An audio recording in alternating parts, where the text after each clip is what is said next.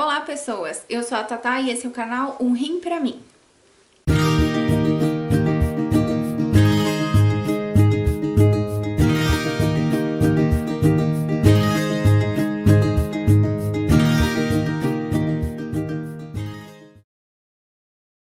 Como já deve ter visto no título, hoje eu vou falar sobre a importância do isolamento social. Então, por favor, já deixa o like e compartilhe o vídeo com quem se interessa nessas informações. Então, bora pro vídeo.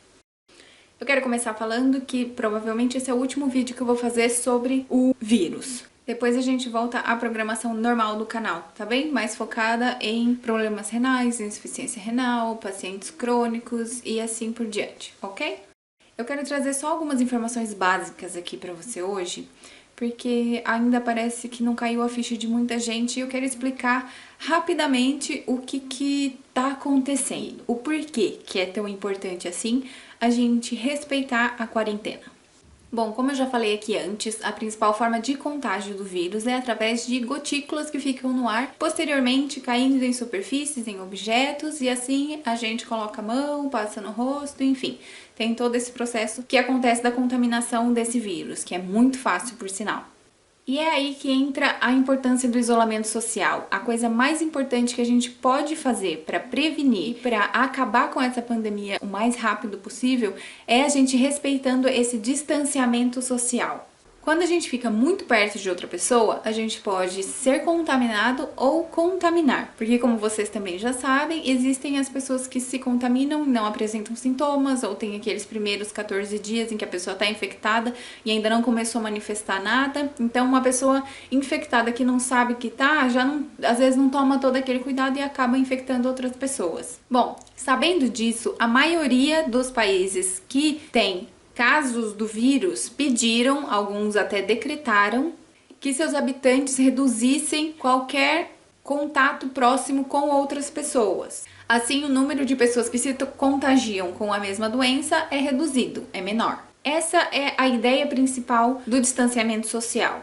É assim, você tem que colocar na cabeça que a quarentena, ela não é pra sempre, ela vai passar, ela vai acabar. Nós vamos voltar à nossa rotina normal e continuar a nossa vida como era antes. Porém, se não for respeitada da forma que tem que ser ou tomarmos o mínimo dos cuidados, isso vai demorar cada vez mais. A questão do isolamento social, do distanciamento social, serve pra gente reduzir a velocidade de contaminação, dando assim um tempo hábil para que os hospitais se preparem para receber todas as pessoas contaminadas, entre outras pessoas também, porque os hospitais não vão fechar e servirem apenas para receber pessoas infectadas com o vírus. Não, eles continuam funcionando normal, pessoas sofrem acidente, pessoas ficam doentes, entre outras coisas. Os hospitais precisam se preparar também para atender esses doentes infectados com o novo vírus da maneira mais adequada para essa doença. Se a gente fizer o contrário e continuar a nossa vida, a nossa rotina normal, com todos os comércios abertos, indo trabalhar em todos os lugares com tanta gente, nada reduzido, onde que eu quero chegar com isso? Se isso continuar do mesmo jeito, como se nada tivesse acontecendo,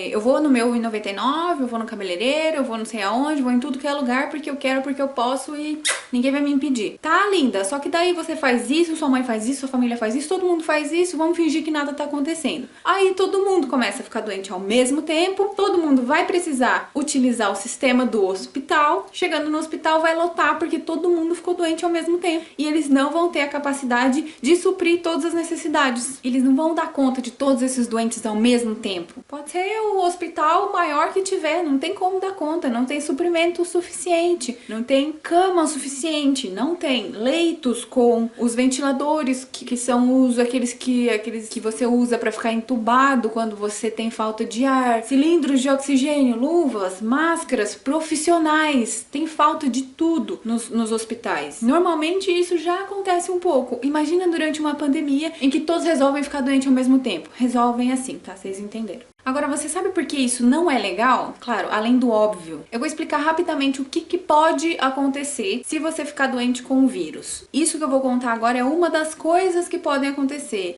você fica doente. Você pode ter febre, 38, 39, 40 graus, durante dias. E assim, não é muito legal. Que já teve febre sabe, né? Que você começa a suar frio, você começa com 40 graus de febre, você já tá delirando, você já tá vendo coisa que não existe, você tá falando coisa que não tem nada a ver. E sem contar aquele mal-estar de tá com a febre, né? Você fica meio molenga, com aquela fadiga, não é legal. Então, você começa a sentir falta de ar, falta de ar, falta de ar, você vai ao hospital, você tenta respirar e não consegue. Se realmente tiver muita dificuldade de respirar, vai acontecer o quê? Provavelmente seu pulmão já foi afetado pelo vírus, então vão querer entubar você. Se tiver disponível no hospital, você vai ser entubado. Eles vão colocar aquele ventilador até a sua traqueia, se não me engano. Também não é a coisa mais confortável do mundo, para a máquina ajudar a respirar por você, vamos dizer assim. E então, para começar a tratar alguns sintomas desse vírus, eles vão começar a te dar alguns remédios, né? Vamos tomar medicamentos para diminuir a febre, medicamentos que tentam resolver todo esse estado clínico que você está tendo ali, todas essas reações.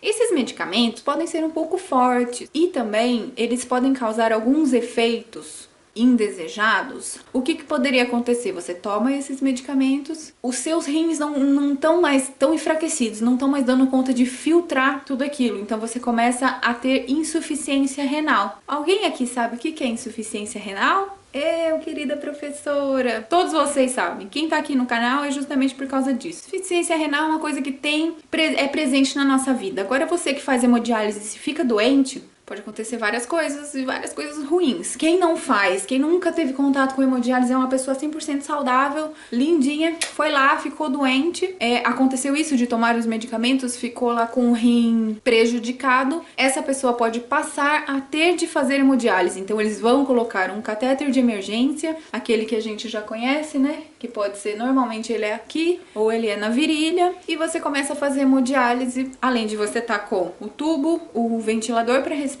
você tá na máquina de hemodiálise e você tá ainda com outro acesso ou outros acessos fixos para que eles deem a medicação e também façam os exames de sangue. E assim, você já tá com aquela dor no corpo de ter de ficar deitado, você não pode se alimentar muito, você tá tossindo, aquela tosse seca que chega a doer a garganta. Então é todo um mal-estar completo, não é uma férias, não é uma coisa maravilhosa que você foi ali no hospital, tomou um remédio e ficou bom. Não é tão fácil assim. Cara, olha o grau da situação. Uma pessoa pode desenvolver insuficiência renal, ter de fazer hemodiálise e essas coisas por conta desse vírus. Entre outras coisas. Isso só foi uma história, um caminho que eu contei. Podem ter outros caminhos. O vírus pode afetar o coração também. A pessoa pode ter alguns problemas de coração, pode afetar qualquer outra coisa. Enfim, N possibilidades. Eu acho que uma das partes mais tristes de tudo isso é você ficar isolado no hospital, você não pode receber visitas, você vai estar na UTI, você vai estar de quarentena, então não pode receber visitas, nenhum familiar, nenhum amigo, não vai poder entrar nem no hospital sequer vai poder entrar, quanto mais para visitar uma pessoa que está infectada com uma doença totalmente transmissível. Se por um acaso você venha a falecer, nenhum velório decente você vai poder ter, você vai ser enterrado assim. Eles vão te tirar do hospital, colocar você no caixão, 15 minutos depois você já está enterrado, seus familiares não vão poder te ver no caixão, não vão poder te ver uma última vez e não vão poder se despedir. É uma coisa muito solitária, muito triste. Isso é real.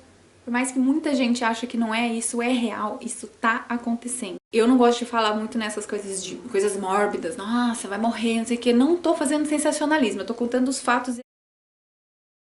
São coisas que podem acontecer. Eu tô falando dessa maneira pra entrar de uma vez por todas na cabecinha da gente de que a gente precisa tomar cuidado, de que a gente precisa se proteger. Então isso tudo pode ser evitado se a gente tomar algumas pequenas providências e se a gente se policiar um pouquinho mais. Eu vou citar aqui mais algumas coisinhas que a gente pode fazer pra tentar evitar tudo isso. Eu quero ressaltar aqui que eu sei muito bem qual é a situação do Brasil, qual é a situação da maioria do povo brasileiro. Eu sei muito bem que tem gente que precisa trabalhar, quer trabalhar, que se ficar sem trabalhar vai entrar numa pindaíba e assim. E eu tenho conhecimento também de que o governo brasileiro não ajuda tanto financeiramente quanto em alguns países. Mesmo você que precisa trabalhar, que quer trabalhar, que tem que trabalhar de qualquer jeito, fora saindo de casa, também pode tomar alguns cuidados. O primeiro deles é não tratar esse período de pandemia, de quarentena, de resguardo como se fosse férias. Porque não é. Nas férias você quer ir viajar, você quer ir pra praia, você quer fazer churrasco, você quer ver os amigos. Tem muita gente que tá fazendo tudo isso. E isso é muito perigoso.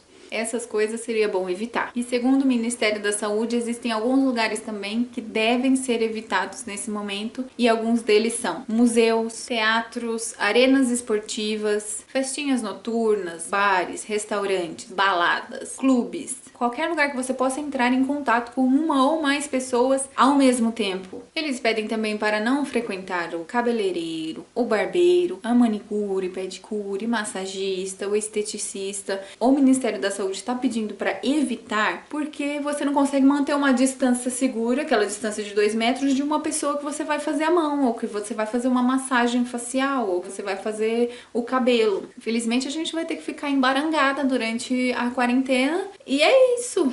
Por favor, não vão visitar as casas de repouso, mais conhecidas como asilo no Brasil. Isso pode sim ser extremamente perigoso. Tem casos, pelo menos aqui, tem casos de que casas de repouso foram infectadas. Alguém levou, né, da rua para dentro da casa, e então todos os idosos que lá estavam ficaram infectados. No Brasil eu não sei, mas aqui já aconteceu, e não foi em só uma casa de repouso, foi mais de uma. Não digo que tenha sido visita também, pode muito bem ter sido uma das cuidadoras, um dos cuidadores, pode ter acontecido. Infelizmente isso é muito triste, porque, como sabem, os idosos fazem parte do grupo de risco e muitos deles não vão conseguir lutar muito contra a doença. Se possível, evitar transportes públicos lotados no horário de pico. Se possível. Se não é possível, porra, eu trabalho no centro de São Paulo, no centro do Rio, no centro de qualquer lugar grande, que eu preciso pegar o metrô, eu preciso pegar o busão às 5 horas da tarde, não tenho o que fazer. Se você precisa, você precisa. Só toma cuidado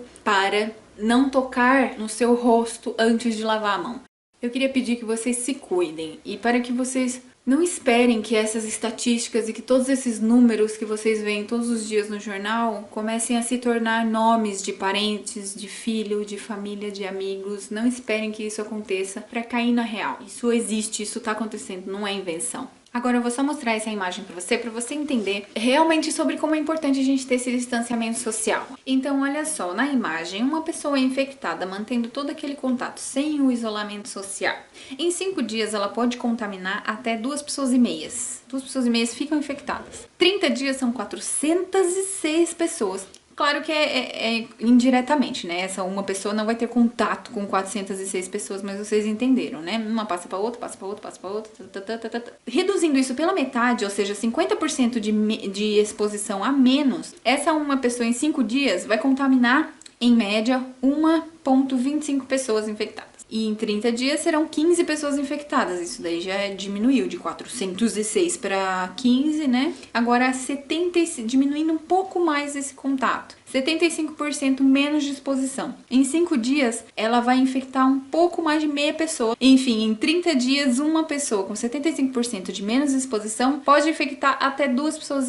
Olha a diferença. Esses 50% e 75% seria o quê? Na minha visão, é assim. O primeiro, em que uma pessoa consegue deixar 406 pessoas infectadas, é esse vucu-vucu que eu falei, que é de você continuar fazendo tudo normal. Vou na lojinha, vou no salão, vou trabalhar, vou não sei aonde, vou no banco, vou em todo lugar. E aí, todo mundo tem contato com todo mundo. Começando a se isolar, 50% seria, eu ainda tenho que trabalhar, tá? Só que eu vou ter aquela distância segura. Eu vou no mercado ali e vou ter aquela distância segura. Eu tenho que ir no banco sacar o meu pagamento, mas eu vou ter aquela distância segura. No meu trabalho, eu trabalho com 5 pessoas na sala. A gente vai se afastar um pouquinho um do outro. Beleza. Os 75%, o que eu acho é, por exemplo, uma pessoa que faz home office, que tem essa oportunidade de trabalhar em casa. Ela não precisa sair na rua. Porém, não é 100% de isolamento, porque ela ainda tem de ir na farmácia, tem de ir no mercado, tem que fazer algumas coisas que utilizam esses serviços essenciais. A última coisa que eu queria falar aqui, só a título de curiosidade mesmo, é falar pra vocês como é que tá, falar pra vocês números, só pra vocês terem uma noção. Mas antes de eu falar, eu quero que vocês se lembrem que esses números são pessoas. Esses números pode ser alguém da sua família, pode ser você. Então, levem a sério isso. É uma média, porque não tem como ter 100% de certeza. Uma das razões é, nem todas as pessoas suspeitas fizeram teste. Então, alguns países é cobrado para fazer o teste e muita gente não tem como pagar. Então, elas ficam com sintomas, ficam doentes, algumas acabam morrendo, algumas se recuperam e ninguém nunca soube o que foi porque não foi confirmado, não foi feito o teste. Então, eu sempre suponho que desses números é um pouco ou um pocão a mais. Eu vou falar uma média aqui. Os casos que a gente tem aqui em Portugal de infectados confirmados passa de 16.900 pessoas. E mortes pelo vírus são mais de 530 mortos. É um dos países da Europa que tem menos infectados, vamos dizer assim. Porque se a gente for comparar com a Itália, com a Espanha, que é aqui grudado, a Espanha tá com uma média de mortos por dia de 560 e tá subindo. Hoje foi mais de 590 mortos. Ontem foi 567. Anteontem era 515. Isso tá aumentando. Então, o nosso vizinho aqui do lado, a coisa tá feia lá. Então, tiveram 160 mil infectados para mais, a média é essa. E mortes confirmadas pelo vírus passa de 17 mil desde o primeiro caso confirmado.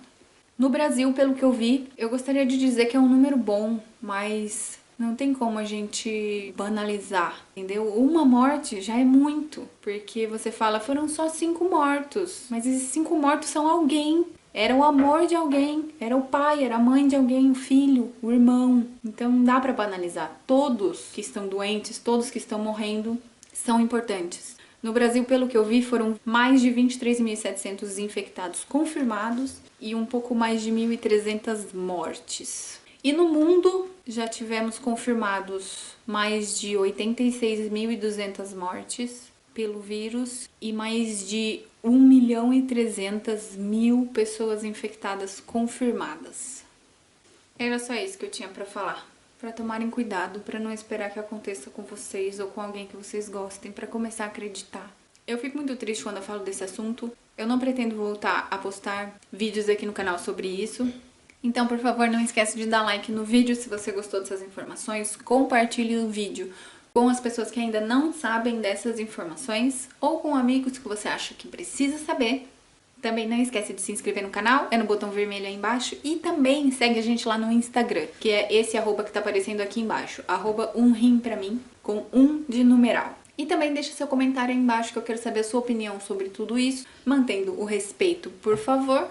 E também deixem as suas dúvidas e sugestões para o canal. Eu agradeço. E por hoje é só. Eu vou ficando por aqui. Um beijo enorme. Até o próximo vídeo. Tchau!